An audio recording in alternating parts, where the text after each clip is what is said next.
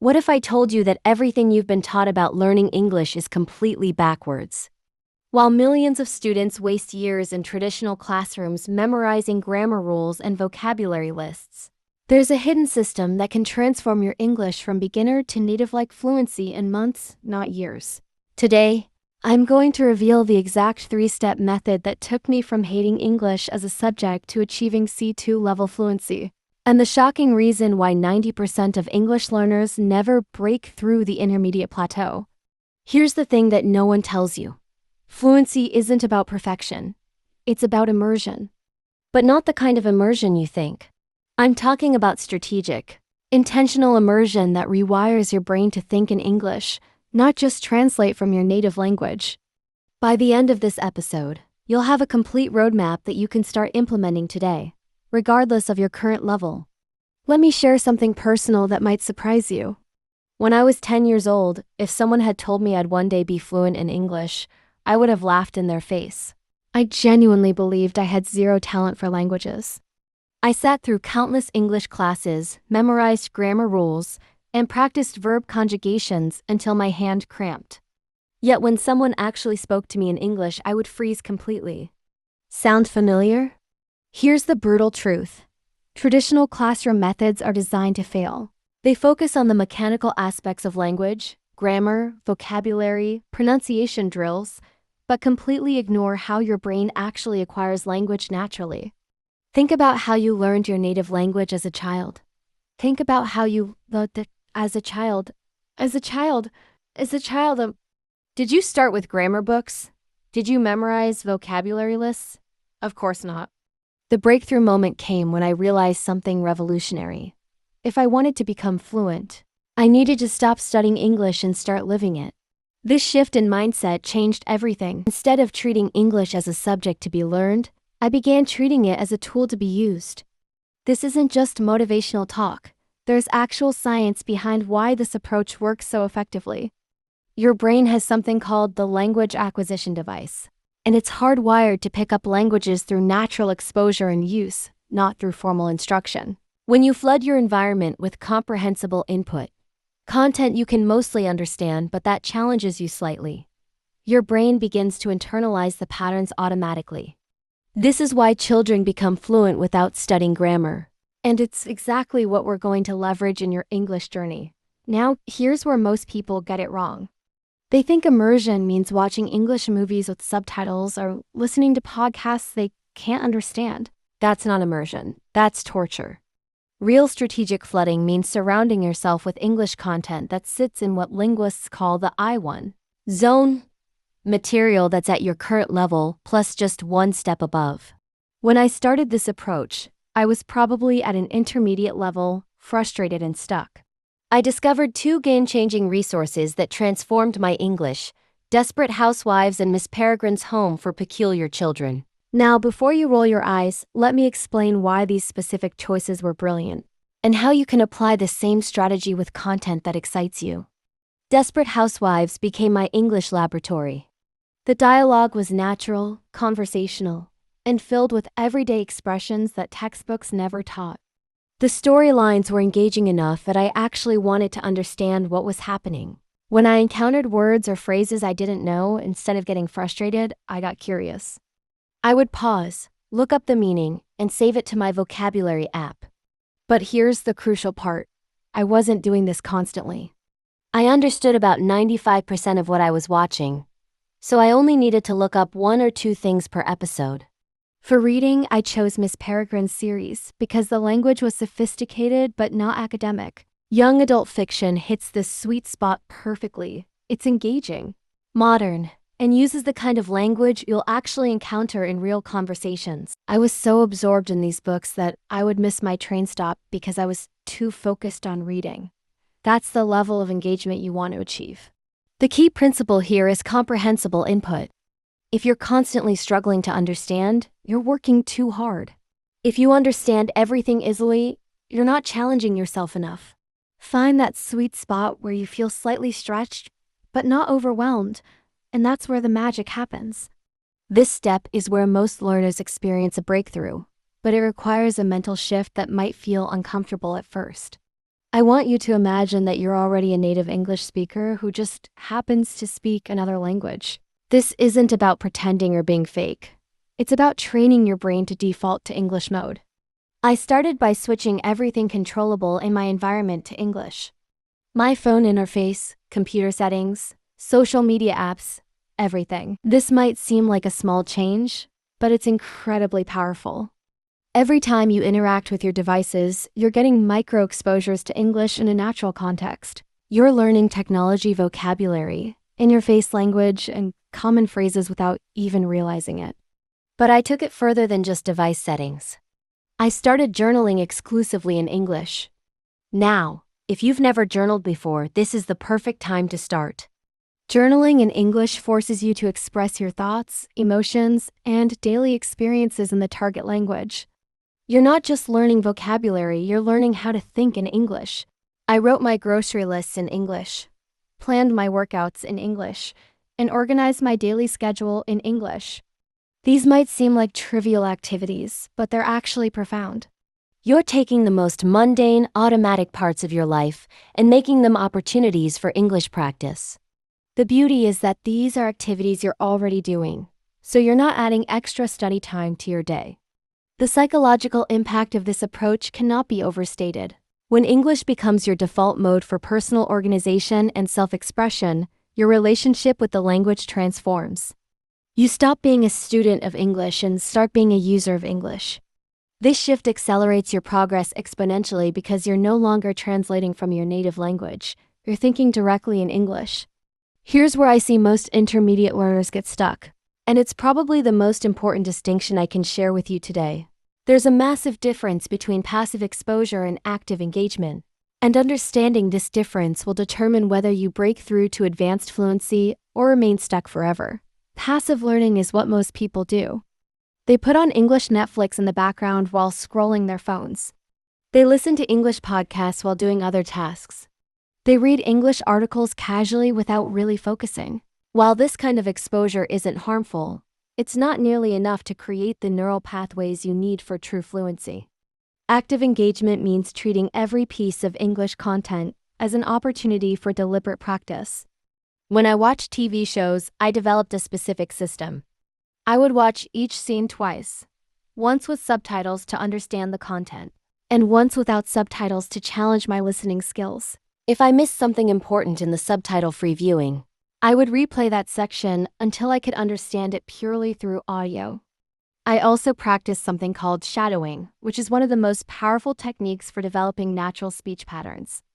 I would play a scene, pause after each sentence, and repeat exactly what the character said, trying to match their intonation, rhythm, and pronunciation. This wasn't just about mimicking sounds. I was training my mouth muscles to produce English naturally and programming my brain to recognize the melodic patterns of natural English speech. For reading, I developed a multisensory approach that dramatically improved my retention and pronunciation simultaneously. I would read physical books while listening to the audiobook version. This technique, called reading while listening, allows you to see the spelling, hear the pronunciation, and absorb the rhythm of written English all at the same time. When I encountered particularly beautiful sentences or unfamiliar words, I would pause the audio and read those sections aloud myself. The result of this active approach was that I wasn't just consuming English content, I was internalizing it. The vocabulary, grammar patterns, and natural expressions were becoming part of my automatic language system, rather than just floating around in my short-term memory. Now, here's something that transformed my learning efficiency dramatically. And it's something most language learners completely ignore: systematic organization. I'm not talking about color-coded notebooks or complicated study schedules. I'm talking about creating a simple system that captures and reinforces your learning automatically. I created a digital system using apps and tools that worked seamlessly with my daily routine. Every new word, expression, or grammar pattern I encountered got saved to a spaced repetition system. But here's the crucial part. I didn't just save definitions. I saved example sentences, context where I found the word, and often audio clips of how it was pronounced in the original source. This systematic approach meant that nothing I learned got lost. Instead of encountering the same unfamiliar words repeatedly without progress, I was building a permanent vocabulary bank that grew stronger every day. The spaced repetition system ensured that new words moved from my short-term memory into my long-term memory efficiently. I also kept a progress journal where I tracked not just what I studied, but how I felt about my progress, what was working, and what challenges I was facing. This metacognitive approach, thinking about your thinking, helped me adjust my methods in real time and maintain motivation during difficult periods. The organization system also included setting up my environment for success. I created English-only zones in my living space, prepared lists of go-to content for different moods and energy levels, and established daily habits that made English practice automatic rather than something I had to remember to do. Let me give you a concrete action plan that you can implement starting today. First, identify your current English level honestly. Are you understanding about 60% of English content, 80%, or 95%? This will determine what kind of materials you should be consuming for optimal progress. Next, choose one TV series and one book that match your comprehensible input level. Commit to these for at least 1 month. The key is consistency and depth rather than variety. You want to become intimately familiar with the language patterns, characters' speaking styles, and vocabulary in your chosen materials. Set up your environment for English default mode. Change your device settings today, not tomorrow, today. Start writing your personal notes, lists, and journal entries in English immediately. This might feel awkward at first, but that discomfort is actually a sign that your brain is forming new neural pathways. Implement active engagement techniques gradually. Start with just 15 minutes per day of focused, active English practice.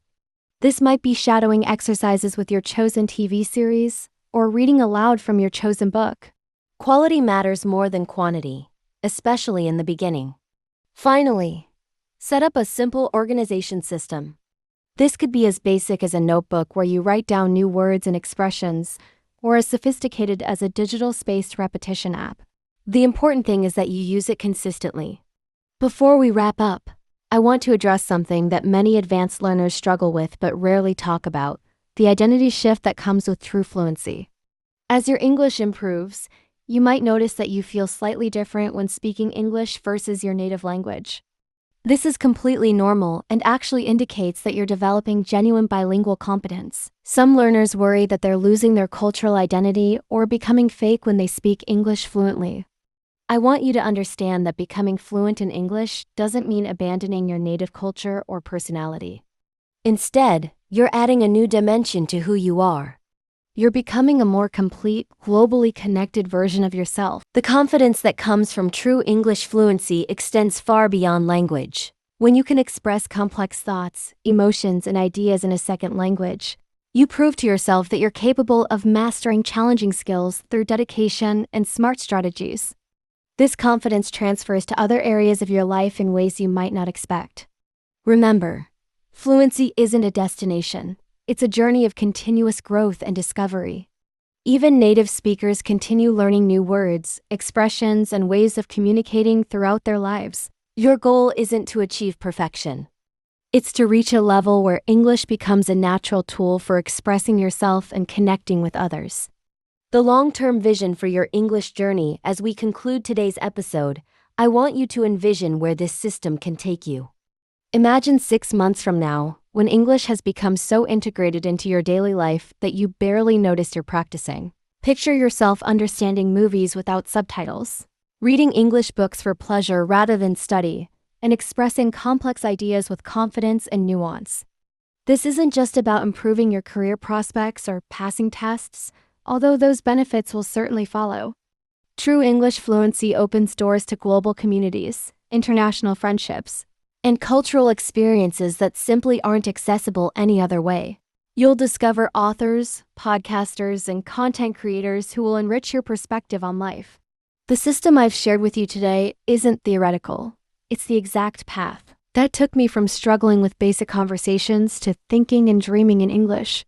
Thousands of learners have used similar approaches to transform their relationship with English from a source of anxiety into a source of confidence and joy. Your English journey is unique to you, but you don't have to figure it out alone. The strategies we've discussed today provide a proven framework that you can adapt to your lifestyle, interests, and goals. The most important step is the first one, starting today with intention and commitment. Take a moment right now to commit to one specific action from today's episode. Maybe it's choosing your first comprehensible input TV series, or switching your phone to English, or setting up a simple vocabulary tracking system. Whatever you choose, make it concrete and actionable. Your future fluent self is counting on the decisions you make today. Remember, every expert was once a beginner, and every fluent speaker started exactly where you are right now. The difference between those who achieve fluency and those who remain stuck isn't talent or natural ability, it's consistency, smart strategies, and the willingness to embrace the journey rather than just focusing on the destination. Your English transformation starts now. Take that first step, trust the process, and prepare to surprise yourself with how much you can achieve when you commit to a system that actually works. The fluent, confident English speaker you're meant to become is already inside you, waiting to emerge through consistent, purposeful practice. I believe in your potential, and I can't wait to hear about your progress. Your journey to English fluency begins today. Make it count.